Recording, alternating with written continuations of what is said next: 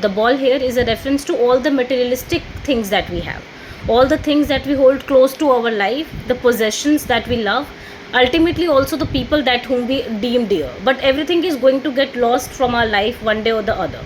So the speaker is trying to say that I observed a boy grieving the loss of his ball, and I did not approach him. I didn't want to console him because I wanted him to fully grapple the full gravity of this emotion. I wanted him to experience that emotion. I wanted him to understand what it feels when you lose something, so that you also learn this art. Okay, so a boy loses a ball, he is very upset. A ball doesn't cost much, nor is it difficult to buy another ball.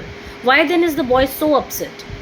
It's not about the ball, it's about the emotional attachment that you have with the ball. In your childhood you must have certain things that if your mom had thrown away, you would be so angry at her, right? And your mom could probably be like, okay, I'll buy you another one. What's the big deal? Even at this age, for that matter, right? Even to myself as well, there are things that are extremely dear to me. It doesn't matter how cheap or expensive they are, but they are dear to me. So ball is a reference to anything that you hold close. Okay, what is the boy now who has lost his ball? What is he to do? So there is a boy who has lost a ball, and the speaker is observing from a distance. He is not participating in his grief. He is letting him experience his grief in the full gravity. So he says that what will he do now? I saw it go merrily bouncing down the street. It here refers to the ball. I saw the ball going merrily bouncing, happily bouncing. It's personification because the ball cannot be happy, right? Where did it go? Down the street, and then again happily in the water. The ball has gone into the water. Exclamation sign shows that there is a shock, because what is to be done?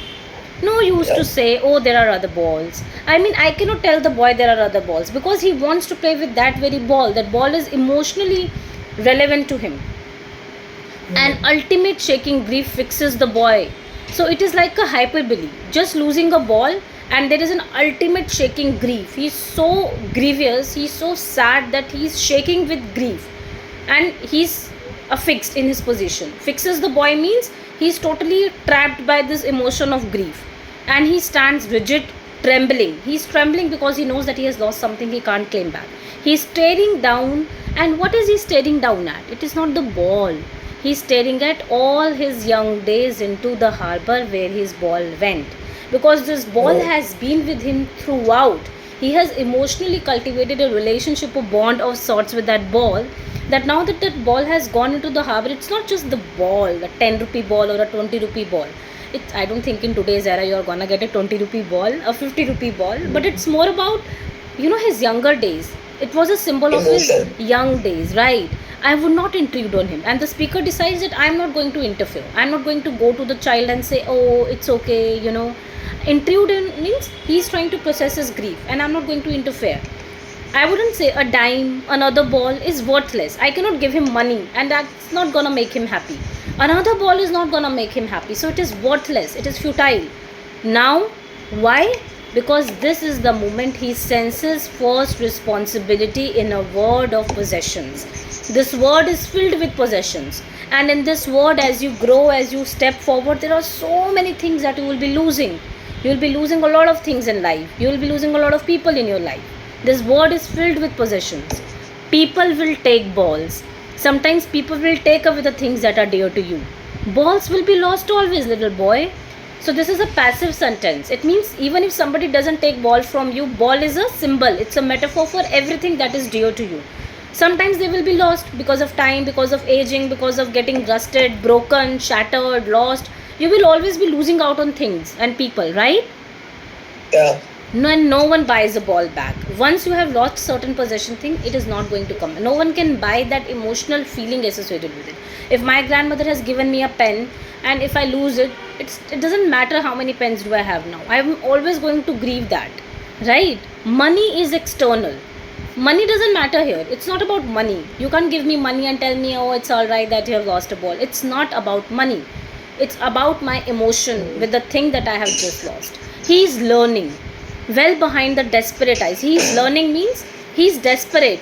Whenever we lose something, for example, imagine, God forbid, you break something precious that is made up of glass.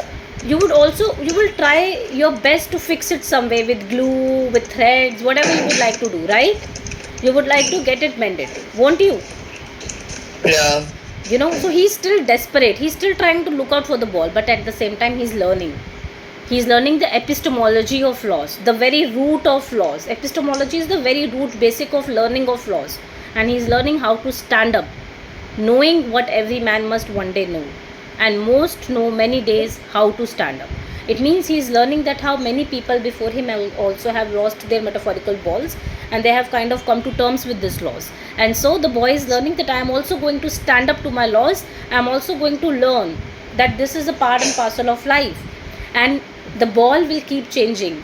At younger age it will be something else, at a teenage it will be something else, in youth it will be something else, in old age it will be something else. You're forever going to lose the balls. So this is the very first lesson of your life where you lost something precious and you don't know what to do with it. So you have to live with this knowledge, and you have to live with this loss. So it's a very philosophical poem which is basically using a metaphor of a playing item, basically to talk about things that children hold dear to them, right? Because they hold their toys dear to them or their balls dear to them. So that is why we have taken example of ball. Any doubts? Nope. Clear? Yeah. Wonderful. Okay. Now